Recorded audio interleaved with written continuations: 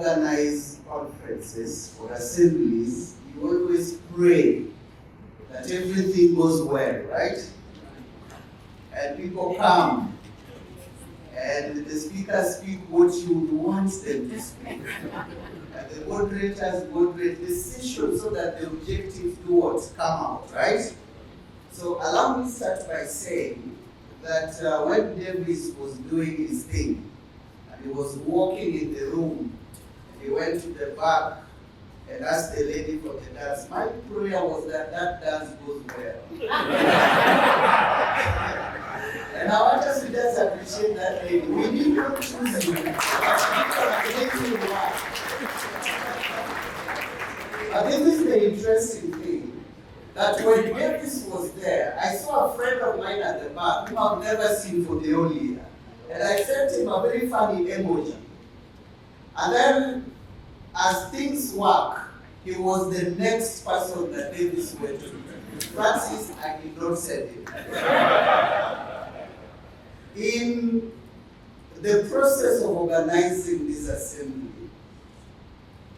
all those days that we took when we got into this room in the morning, I have never seen in my career in this sector a room so full of people who are so expectant in championing a collective agenda. This is amazing. It reminded me of when I'm in the village, and you're in a village with scholars, but you want to speak in your mother tongue. And Wakelu Africa, my apologies, the mother tongue came. Let us build the Africa that we want. That is what I will say. Mr. Moyo, distinguished delegates, good morning. Good morning. One of the renowned people in this globe, the late Mahatma Gandhi, said that a simple act of kindness are more powerful than 1,000 heads bowing in prayer. And I hardly go to church, but I'm reminded of the book of James chapter 2, verse 15 to 17. Go read it at your own time. But that is what James is telling us.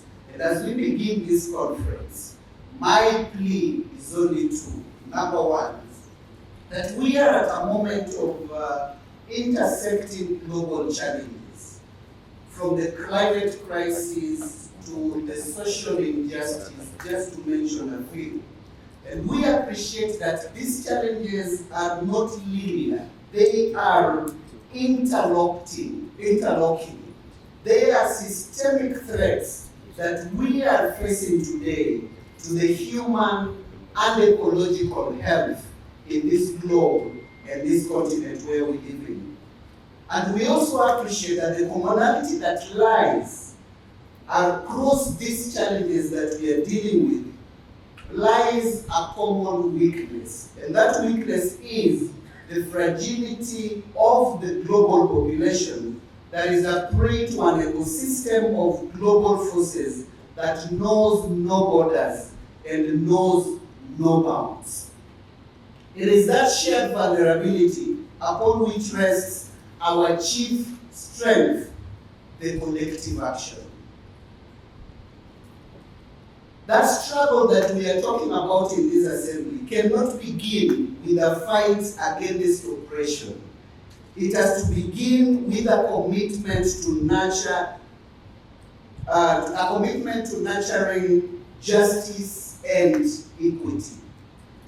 We are charged with a creative freedom and active liberation growing out of that collective invention and disciplined struggle. And that is my first call to us, that as we gather in this room today, as we gather in this strategic, timely assembly, let us appreciate the interconnectedness, the intersectionality that we are having with the challenges that we are facing, and the collective action that it therefore calls on us to embrace. Number two, and lastly, This assembly will not simply be a talk show. And most of the time, when we organize convenings, our prayer always is that out of the conversations that we have, out of the learnings that we hope that we have in those convenings, out of the many inputs, the many expertise that will be shared, comes practical, implementable action. And so it's my prayer that this assembly will not just be a talk show, but a game changer. We are challenged to come up with tangible options that represent the complexity of our world and the breadth of our collective abilities. In this room, we have various expertise. With this room today, we believe that we have a common agenda, a collective objective to get in the collective freedom agenda driven by the collective struggle so that this assembly can come up with tangible, actionable steps that can help us achieve that objective. So let us put away our thinking, our expertise into practice. Whenever we are interdependent, we treat everything as a possibility for transformation and empowerment. By working together strategically, we shall turn all the struggles into frameworks for our liberation. Ladies and gentlemen, we appreciate that we have to put on the shoes of an ecosystem lens. We cannot address the struggles that we are having in isolation. We've got to appreciate the value that multi-sectoral approach to work, to coming up with the inventions and interventions to the challenges bringing us together in this room really have to come with the mind of an ecosystem. We will achieve much. We will unlock the potential that we have in this continent if we pull our efforts together, if we work very closely, not in silos, but in an interdependent manner, bringing on board the government, the private sector, and of course the third sector in that ecosystem. My very sincere appreciation to all of you, my appreciation to the committee that brought this together, and of course the team that worked tirelessly day and night, literally, to make this possible.